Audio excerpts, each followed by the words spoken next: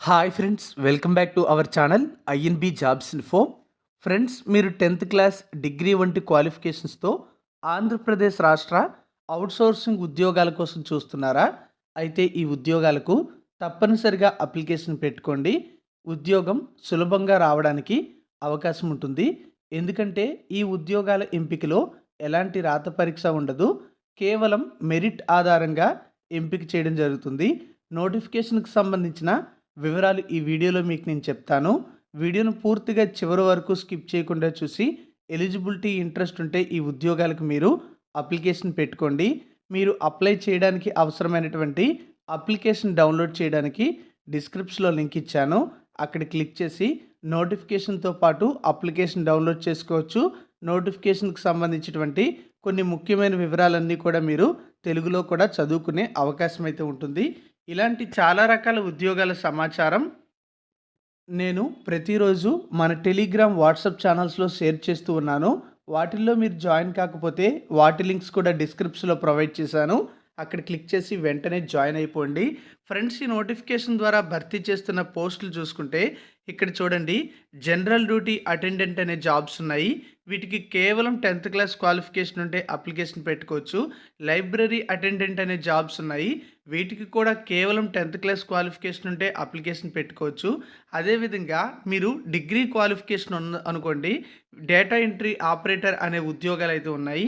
దీనికి ఏదైనా డిగ్రీతో పాటు పీజీడీసీఏ కోర్సు యొక్క సర్టిఫికేట్ మీ దగ్గర ఉంటే అప్లికేషన్ పెట్టుకోవచ్చు. లేదా మీరు బ్యాచిలర్ డిగ్రీ అనేది కంప్యూటర్స్లో అంటే బీకామ్ కంప్యూటర్స్ లేదా బీఎస్సీ కంప్యూటర్స్ లేదా బీటెక్ కంప్యూటర్స్ వంటి కోర్సులు పూర్తి చేసి ఉన్నా సరే ఎటువంటి ఎక్స్ట్రా సర్టిఫికెట్స్ లేకుండా ఈ జాబ్స్కి అప్లికేషన్ పెట్టుకోవచ్చు. మీ దగ్గర ఫస్ట్ ఎయిడ్ ట్రైనింగ్ సర్టిఫికేట్ ఉందనుకోండి, 10th పాటు ఈ ఎఫ్ఎన్ఓ జాబ్స్కి ఫిమేల్ క్యాండిడేట్స్ ఎలిజిబుల్ అవుతారు.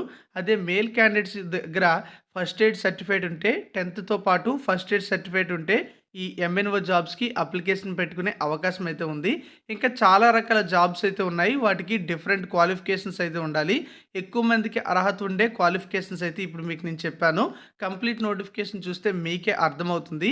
ఈ నోటిఫికేషన్ ద్వారా భర్తీ చేస్తున్న జాబ్స్కి సంబంధించి మరికొన్ని డీటెయిల్స్ మీరు ఇక్కడ చూడొచ్చు. ఈ నోటిఫికేషన్ అనేది ఆంధ్రప్రదేశ్ రాష్ట్రంలో health, medical and family welfare డిపార్ట్మెంట్లో ఉన్న ఖాళీల భర్తీ కోసం విడుదల చేశారు. ఈ నోటిఫికేషన్ ద్వారా చిత్తూరు జిల్లాలో ఉన్నటువంటి హెల్త్ ఇన్స్టిట్యూషన్స్లో వివిధ రకాల పోస్టులు అయితే భర్తీ చేయడం జరుగుతుంది.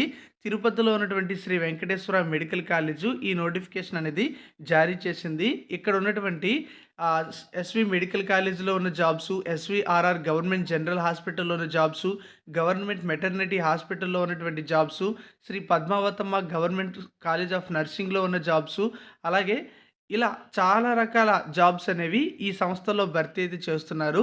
ఇందులో కొన్ని కాంట్రాక్ట్ బేసిస్ జాబ్స్ ఉన్నాయి, మరికొన్ని అవుట్సోర్సింగ్ బేసిస్ జాబ్స్ కూడా ఉన్నాయి. ఎలిజిబిలిటీ ఉండేవాళ్ళు ఫిబ్రవరి 22వ తేదీలోపు తిరుపతిలో ఉన్నటువంటి ఎస్వి మెడికల్ కాలేజ్ ప్రిన్సిపల్ కార్యాలయంలో అప్లికేషన్ అయితే సబ్మిట్ చేసుకోవాలి. ఫిబ్రవరి 22వ తేదీలోపు అప్లై చేయాలని చెప్పి ఇచ్చారు.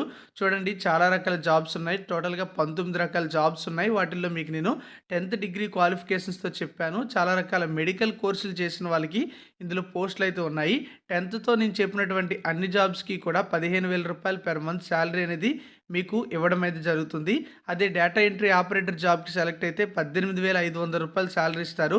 టోటల్గా 66 పోస్టులు అయితే ఉన్నాయి. వీటిలో ఎస్వి మెడికల్ కాలేజీలో 27 పోస్టులు, ఎస్విఆర్ఆర్ గవర్నమెంట్ జనరల్ హాస్పిటల్లో 27 పోస్టులు, గవర్నమెంట్ స్కూల్ ఆఫ్ నర్సింగ్లో చూసుకుంటే 8, పద్మావతమ్మ గవర్నమెంట్ కాలేజ్ ఆఫ్ నర్సింగ్లో 1 పోస్టు, మెటర్నిటీ హాస్పిటల్లో 3 పోస్టులు అయితే భర్తీ చేయడానికి అర్హత ఉన్నవారి నుంచి ప్రస్తుతం దరఖాస్తులు అయితే కోరుతున్నారు.